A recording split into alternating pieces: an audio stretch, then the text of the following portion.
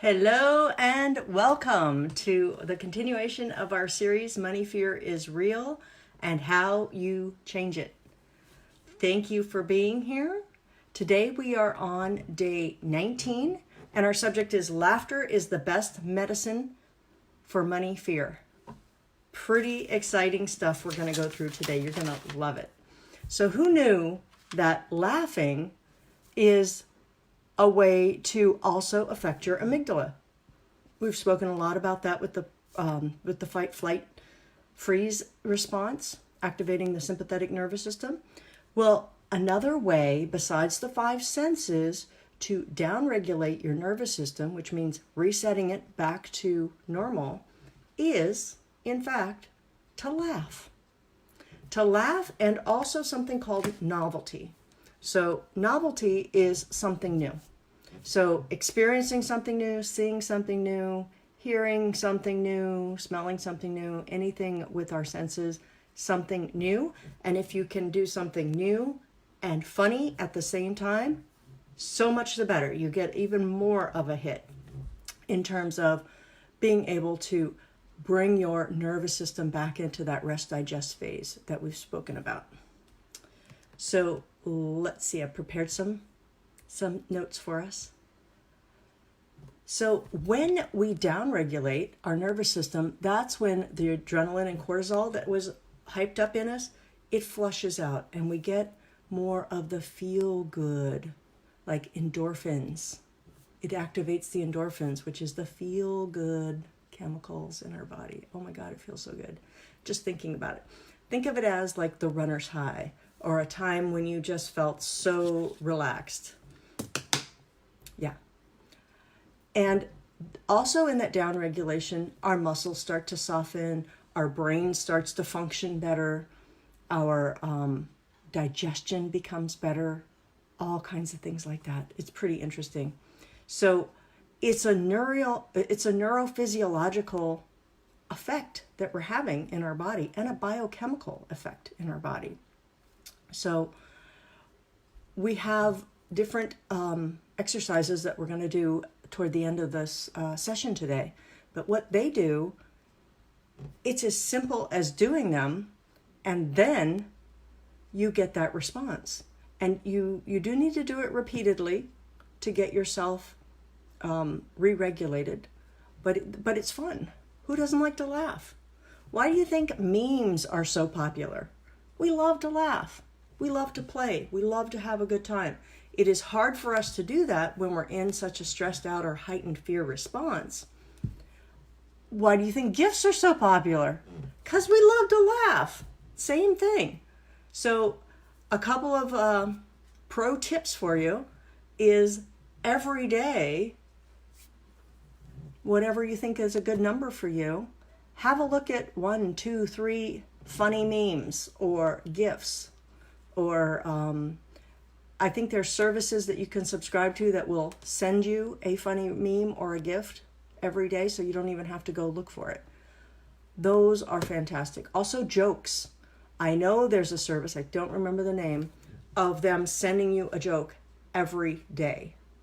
It's a lot of fun. I like to start my day off with memes or gifs.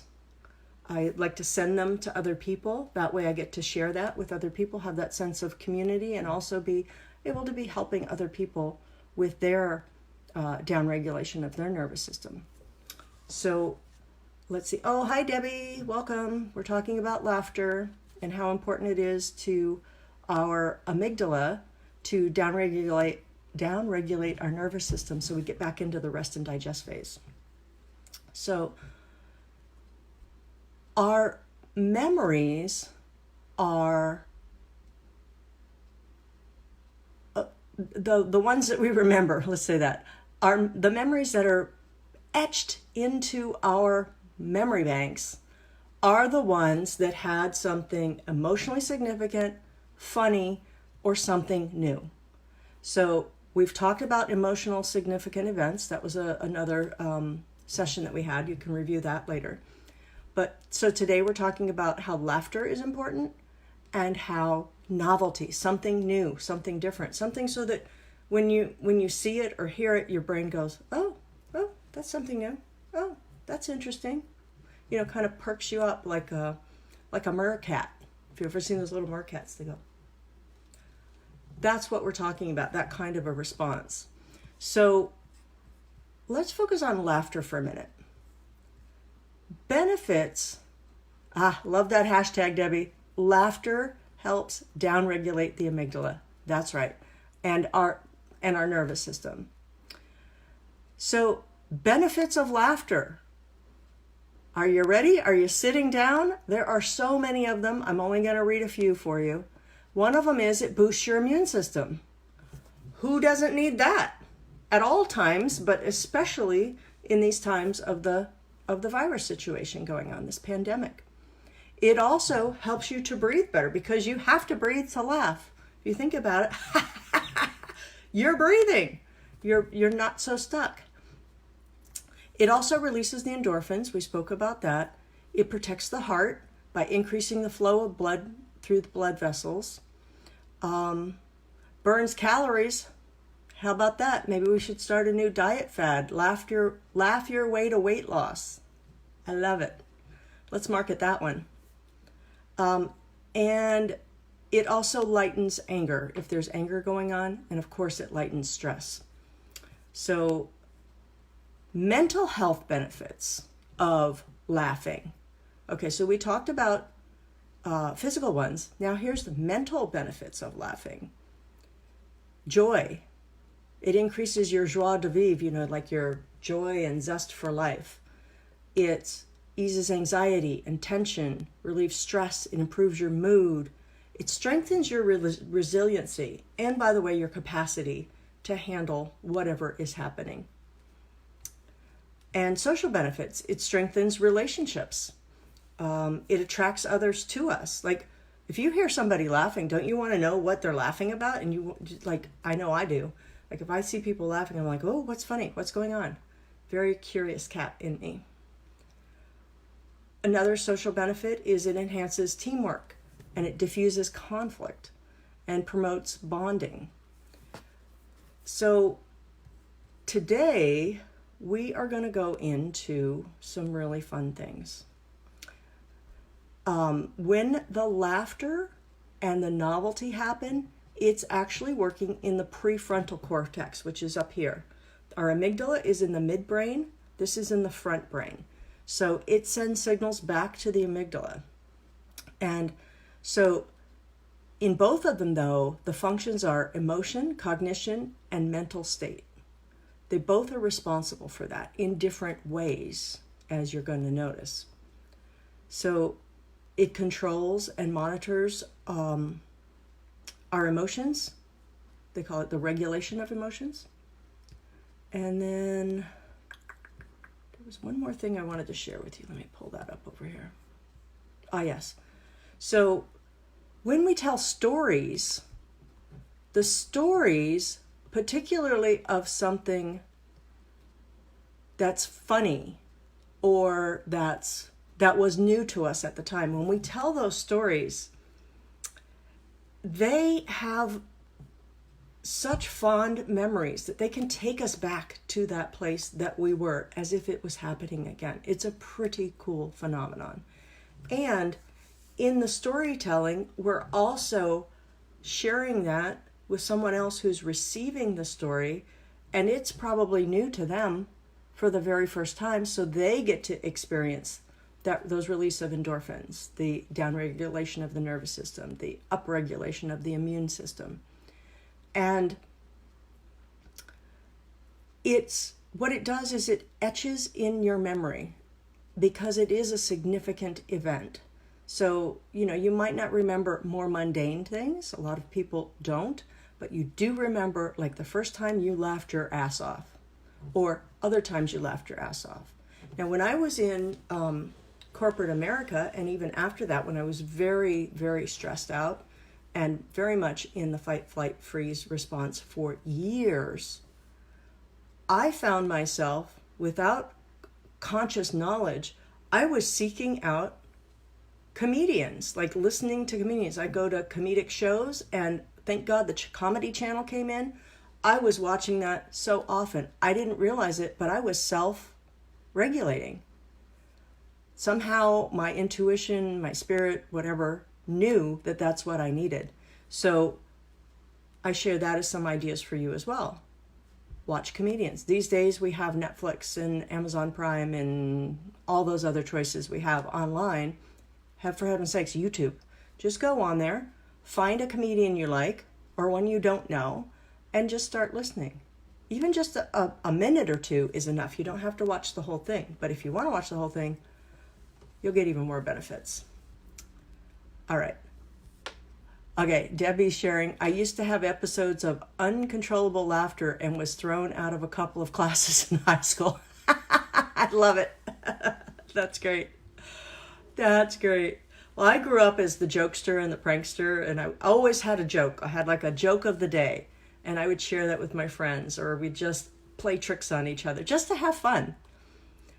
So what happens when the prefrontal cortex goes into massive engagement, which is what we're talking about, like really stimulating it with the laughter and the novelty, something new, something different, it's a seesaw effect in the brain. And what that means is that it's using more blood sugar and glucosamine. So you're actually regulating your blood sugar level, and you're decreasing the load of insulin on your body. Because when you're in times of heightened stress and fear, you are pumping out insulin. That's another side effect, not so pleasant. So these moments of laughter that are so significant, and the novelty that usually goes with them, are moments that never leave your brain. They are stamped on your brain, and you can call those up. So I'm going to share a couple of stories with you that I think are super funny. To this day, they're still funny for me. And of course, people have different flavors of comedy, so if it's not for you, it's okay. There'll be another one coming. So, my ex-husband, Tom, was a physicist. He was so intelligent. He was brilliant. And he was so brilliant that he was one of the people who was designing the lasers for the satellites that would go up for our Air Force. And he was also one of the original architects of the internet, what we're using now to communicate. And he used to tell me stories. He'd say, hey, Olympia, there's going to be a day when on your computer, you're going to be able to shop. You're going to be able to look up different companies and find out information about them. Your encyclopedias are going to be online. And you'll be able to just send emails to people. And I'm like, wow, that's really cool. I believed him, but it was something so new and so different that really got my prefrontal cortex going. I'm like, wow, that's really cool. And of course, here we are today. So I give you that background because he was so much in his brain and maximizing the most he could possibly do with his brain that he really didn't have time for social engagements. So one thing he used to do, and he had no patience or tolerance for people who weren't intelligent and who didn't really, want to have intelligent discussions. He would say, I don't have time for small talk. I don't want to talk small talk. I only want to talk big talk. And he felt so strongly about people not smoking that he considered himself to be like a public service announcement. He would say that I'm a PSA for people who are smoking. It's my responsibility to help them understand that that's not good for them and they need to stop. So we'd be walking down the street. We lived in Hermosa Beach, very easy town to walk around in. A lot of times we were going to the Comedy and Magic Club in Hermosa Beach. And Jay Leno used to be there a lot. That was fun. And so we'd be walking and somebody would be smoking. He would charge up to them like a bull. And he'd stand right in front of their face like this. And he'd say, if that was the one that would kill you, would you stop now? Boy, oh boy, did he get a range of reactions. Some people laughed, some people were neutral, some people didn't want to hear it. Excuse me. And I did laugh. I didn't laugh every time. It kind of got old with me. But you can imagine that stuck in my mind. Of all the memories that I had of being married to him for so many years, that one stands out. Another one is when I first met him, he would eat his, like he liked Chef Boyardee out of a can. Not cooked, of course. And so he would eat it out of the can. And I'd say, Tom, why are you doing that? I'll heat that up for you. No. I don't want to dirty a dish that I'm going to have to clean. And that takes a lot more time anyway. I don't want to do that. And it doesn't matter to me if it's cooked or not. So I'm just going to eat it. So can you imagine someone just eating Chef Boyardee cold out of the can? I laughed my ass off on that one. I was like, oh, okay, Tom, way to go. So let's see, I wrote down a couple of other stories for you. Oh, okay, this is a good one. So my dear friend, Basha, who we went to yoga teacher training together in Sedona, Arizona, we were all together. There was about 13 students for I think it was a 5-week program, very intense. We'd go from 3:45 in the morning to like 7 o'clock at night. So a lot of togetherness, a lot of learning. And Basha was this very loud person to me. She wouldn't mind me telling you the story. She knows I tell it all the time. And she had, she was from New York. She was from Brooklyn. She had this heavy accent. She was loud. She was very direct. And she just, wanted to talk to everybody. And, she'd tell them what she thought too. And to me, that was really foreign. At first I was put off, but then I really enjoyed it. And then I'd get into it because she was so in the moment. And she'd just come out and say, I really like your hair today. Your hair looks great. And how's that going for you? How's the training going? Were you able to do this? Were you able to do that? Hey, let's go to the Grand Canyon next week. Like, she was just so much fun and upbeat. And she was laughing. She was telling jokes. And one day we were in class and there was a demonstration of headstand, which is a very advanced pose. And so she volunteered to be the demo. And, when you're in yoga training and even in yoga classes, it's, you're kind of in the moment. You're very, for the most part, you're relaxed and you're just letting your energy flow, letting things happen. You're getting your mind and all your chakras balanced and you're feeling great. And so the teacher is demonstrating, Basha's demonstrating. She's down, she's got her head down, her legs are up in the air, and the teacher holds onto her ankles to help balance her. And out of her mouth comes, "Watch the pedicure, buddy." Watch the pedicure, buddy. This is what she says. Of all the things that could be happening in yoga teacher training, she's concerned about her pedicure.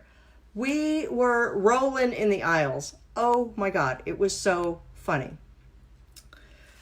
So that's a great story. I'm going to share one more story with you, and then we're going to do some exercises.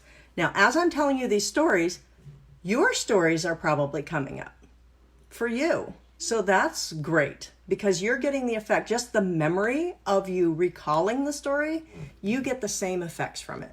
You don't even have to tell it. So here's another one. Another ex-husband of mine, named Massimo from Italy, he was quite the narcissist. And he loved to dance. And he had this routine, and believe me, it was not back in the 80s or the 70s. I don't even remember when Saturday Night Fever was on, with John Travolta, that movie. But he had those moves, outdated moves, but he still had them, and he was still working them. So we'd go to the discos in Italy, and he'd be doing his thing. He'd be doing this, and he was 6'5", and he was a big guy, so people would give him a lot of space. And he thought that people were watching him because he was such a great dancer, and he really was a good dancer. He just needed some newer moves. But he would just be doing his routine. And so I would try to be dancing with him, but it was not a duet with the dancing. It was him. It was the Massimo show, and he didn't want anybody like stealing his thunder. So he was the center of attention. He was the peacock, as I like to call that type of personality.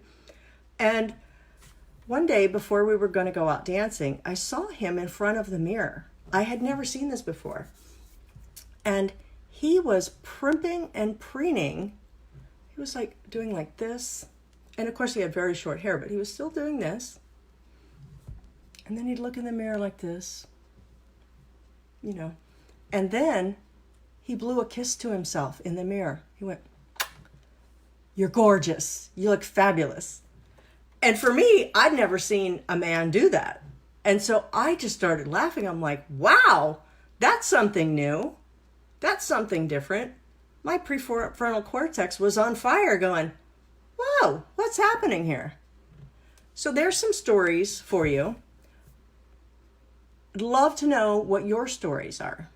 If you want to share a little bit in the comment, I know you can't write the whole section, you know, the whole story, but you can just say the time I had with blah, blah, blah, blah. So here's what we're going to do. Together, we're going to laugh out loud. This is fun. There's actually a whole course I took on, it's called laughter yoga.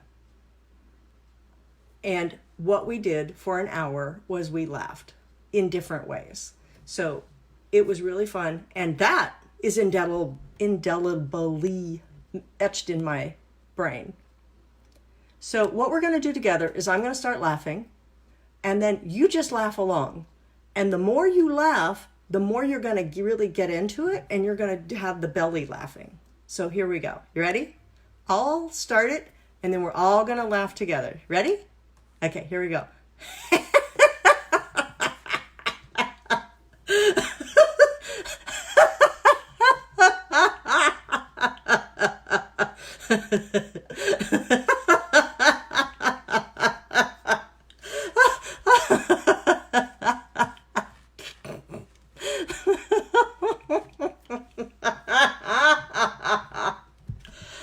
Oh my God, it makes me feel good just doing that. More or less fun than goat yoga, Debbie's answering. Well, it's a different kind of fun, but goat yoga would also get your prefrontal cortex firing off. So how was that for you? Type in the comments what you noticed.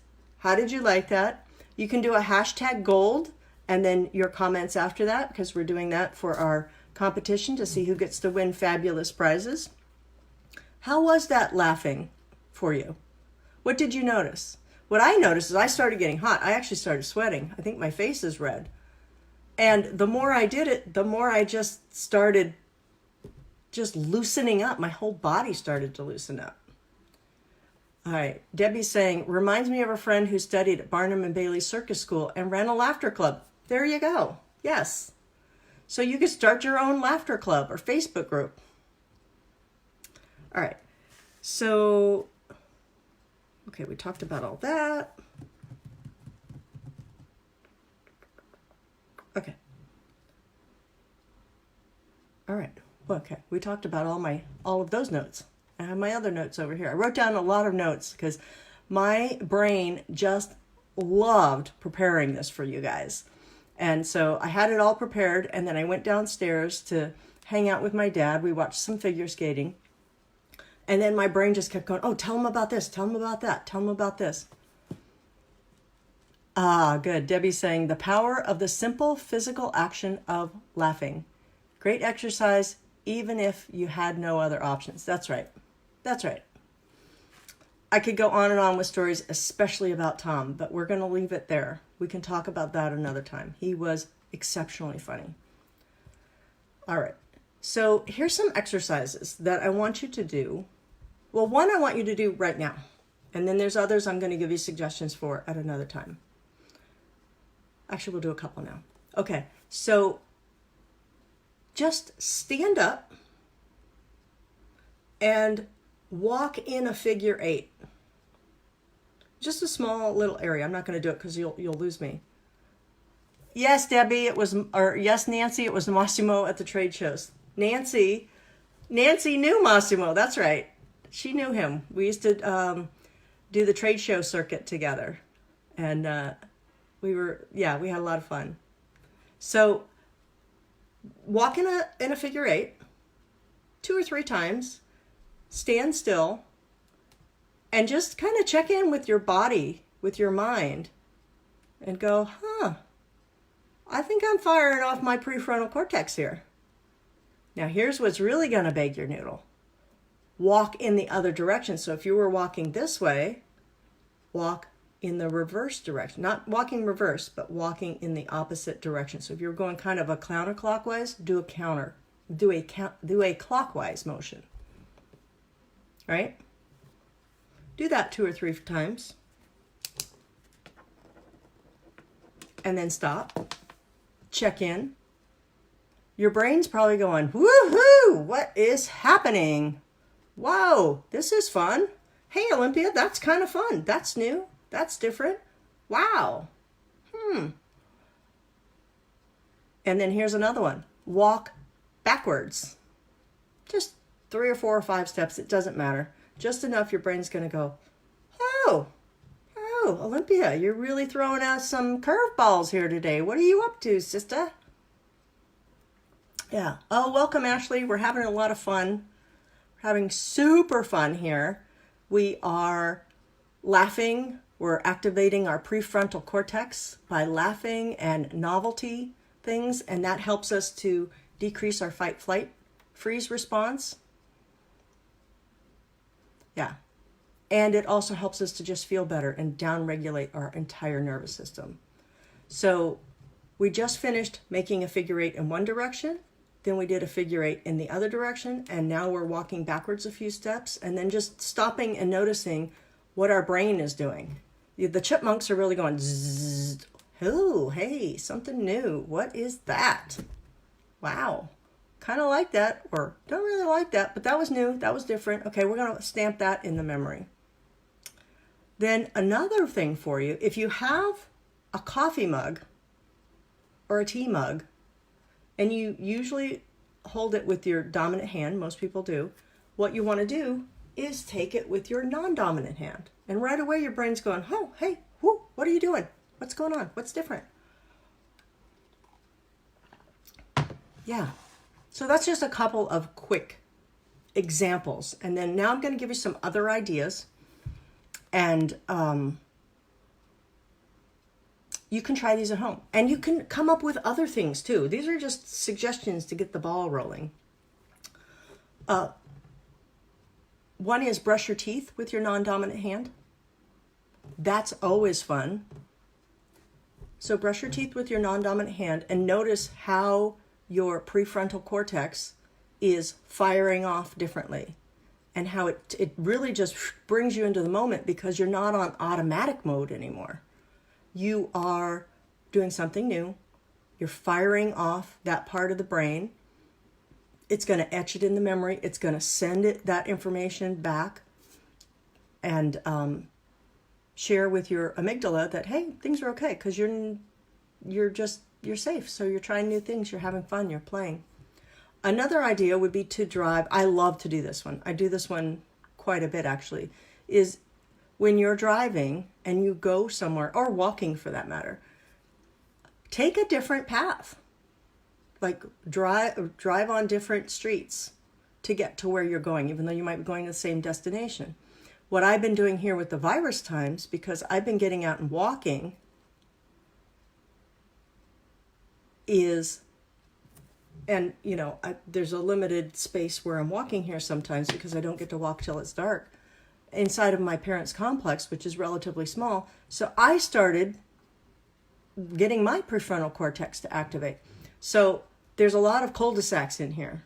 So instead of just going in on the right-hand side as if you were driving and then making the circle, going to the left and going back, is I started coming in on the right side, going to the left, circling back to the right, and then walking back on the opposite on the left side. And my brain's going, Whoa, that is different. What is Nancy's saying, or driving figure eights. You might want to be careful with that one unless you're on a country road. But Nancy says she's going to start to walk in figure eights everywhere she goes from now on. You could totally do that. And watch other people's reaction, because you're going to be doing them a public service of helping them fire off their prefrontal cortex and helping them feel better. It's so much fun. Let's see, what else do we have here? Rearrange things in your house. Switch things out in different drawers or places in your refrigerator. Like put things in different places. Yeah, you're making me laugh, Nancy. I know. You're doing a good job. I love it. What else is good? You know what's really fun is with your animals. When you do a different pattern, like if you have a dog, particularly cats, sometimes not so much, depends on how much they're really into you or into themselves. But dogs, if you do a different pattern that they're not used to, they're going to look at you like that. They're going to do the head tilt and go, huh. So there's some ideas. What other ideas do you guys have of what you can do differently to help your prefrontal cortex fire, which will keep you in a more relaxed state? And we want you in that state. You want to be in that state because that's your place of calm, safety, your ability to work with every part of your brain. So you'll be more relaxed. You'll be able to think better. You'll be able to be more productive. You'll be able to, there's so many benefits. You'll be able to sleep better. You'll be able to digest better. You'll be able, many of us I know here have our own businesses. You'll be much more effective in your business. People will notice that things are different about you. Also, if it feels right to you, sign up for a service or at least find a Facebook group or a YouTube channel or something where you can connect with something that's funny every day, whether it's a meme, whether it's a GIF or jokes. There's a whole website, I can never remember the name, but just type in jokes and it comes up and then you get to do that. Yeah, okay, Debbie. Oh, Debbie's saying rearrange. No, I'm disorganized enough and old enough that it can be unsettled. Well, that's a good point. For some people, rearranging your furniture or your drawers may not be the thing for you. So skip that one. Do other ones. If you're, like, say you're walking to the bathroom, you could walk through a different room and then go to the bathroom. Oh, here's a funny one. This is hilarious. I've tried this one before. Don't do this one if you really, really have to go to the bathroom quickly. But if you have a little time, a little warning, like when I sit down on the toilet, I usually turn to the right and my hand kind of goes back just kind of as a guide. Turn to the other direction. So you might not even know which way you turn, but the next time you sit down on the toilet, check and see which way you turn, or maybe you don't turn. Maybe you go down straight. So whatever you do that a little bit differently. And then when you're sitting there, you'll be going, whoo, that was different. So have fun with yourself. Let's see. I'm going over here now to our agenda. Does anybody have any questions? Feel free to type some questions in. I'd love to answer them. Or if you have some ideas or some resources about where to have fun and jokes or memes.